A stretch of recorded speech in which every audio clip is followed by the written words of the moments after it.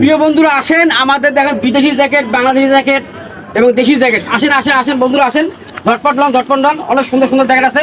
ভাই জ্যাকেট নেবেন নাকি? জি জি ভাই, আসলাম জ্যাকেট নিতে। সব জ্যাকেট সুন্দর ভাই, দেখেন দেখেন কত সুন্দর, দেখেন আরো বহু জ্যাকেট আছে, অ্যাভেলেবেল জ্যাকেট আছে। প্রিয় বন্ধুরা দেখেন দেখেন, আপনারা দেখেন ভাই, দেখেন জ্যাকেট দেখেন।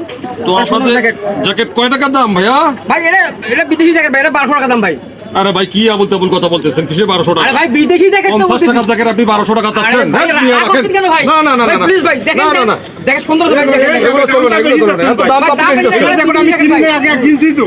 ওরে আল্লাহ, কি হয়েছে? আরে ভাই এটা বিদেশি জ্যাকেট নিয়ে এসেছি আমি, কিন্তু ভাইরা বুঝতেছে না। দেখেন তো অবশ্যই দাম দেখেন, কোয়ালিটি দেখেন, অনেক সুন্দর কোয়ালিটি দেখেন। আর ভাই এই জায়গায় আমি 500 দিন নিছি 550 টাকা, এই ভাই আবার 1200 টাকা চাইছি। আরে ভাই এটা এটা কি বিদেশি সম্ভব ভাইয়া? বলেন এটা কি সম্ভব? না। আমি খারাপ কিছু বলছি? ভাই আপনি বলেন তো ভাই। শুনেন ভাই, বলেন। আসলে ইনসাম মতো দাম চাইতে হবে।